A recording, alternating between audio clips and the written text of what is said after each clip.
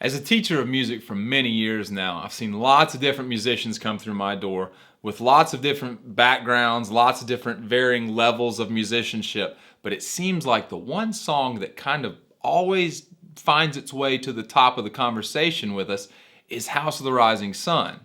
Now, I know that this is an old standard tune, and many of you are familiar with it, but in particular, it's the 1964 version by the Animals.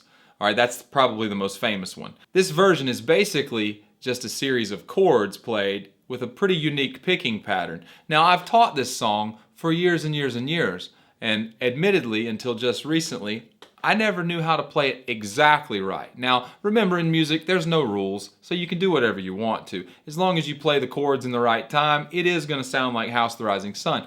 But if you want to mimic the record, there's a couple interesting little things you can do. So what I've done is I've slowed down the YouTube app, and this is a really handy thing that they have now, and it stays in the same tune so I can hear exactly, note for note, what he's playing. So I broke it down. So if you want to learn how to play House of the Rising Sun, I'm not going to say the right way because there is no right way, but if you want to play it the way of the actual Animals record, here's how we do it.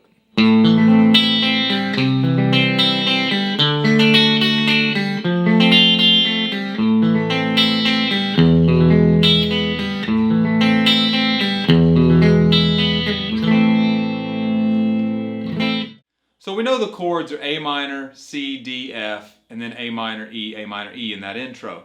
Here's the thing, that rhythm is undeniable.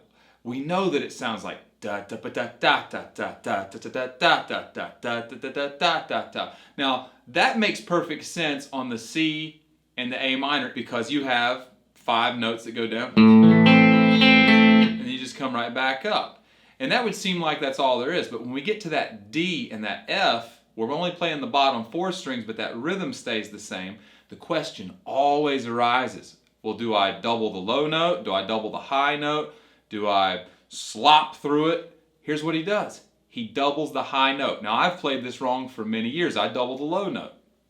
Again, not wrong. There is no wrong. But you see what I'm saying? To play like what this guitar player did for the Animals, he doubled the high note. So when you get to the D, he goes... Alright, so that's the rhythm pattern. Ba ba ba ba ba ba ba. And then the same on the F. So you double the high note on both of those D and F chords.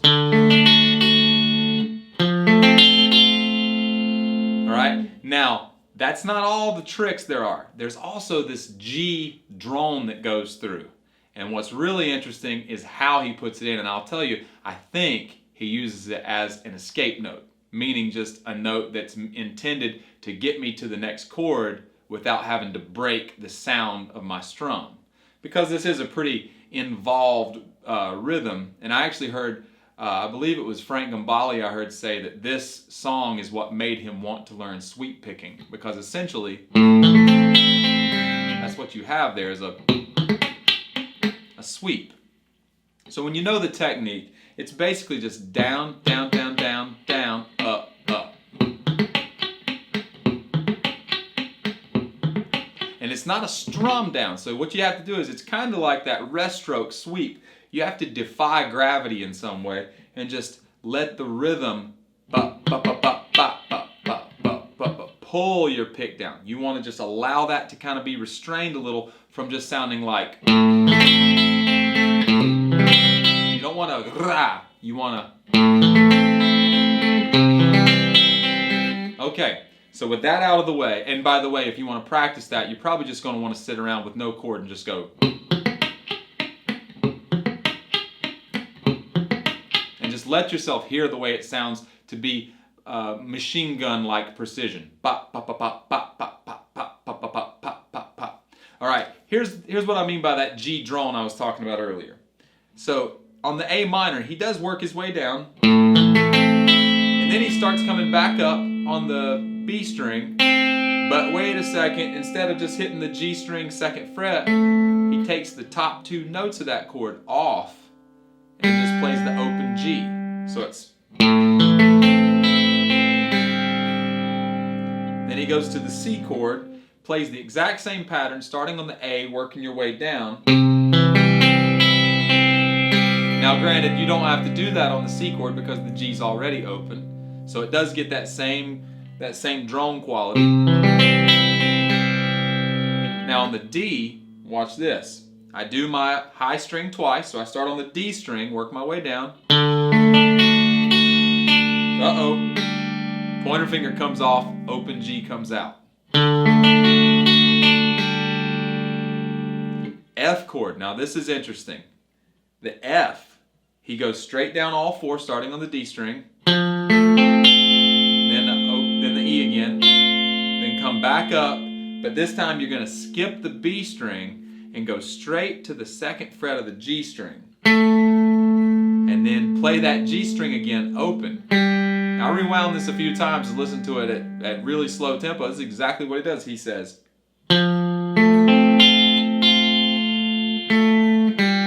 right there. Boom, bum, bum, bum, bum, bum, bum.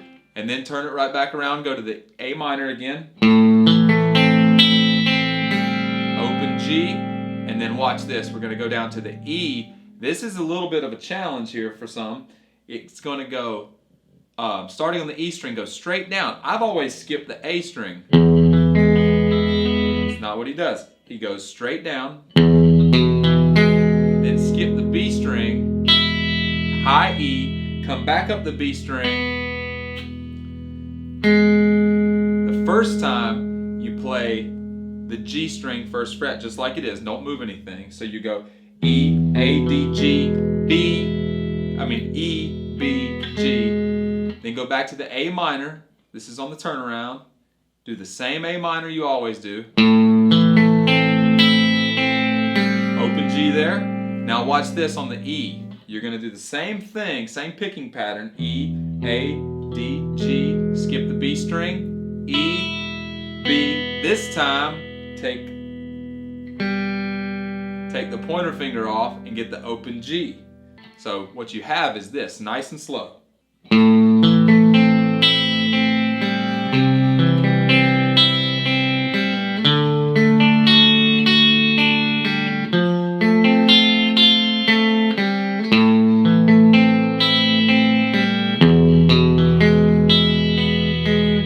Second time.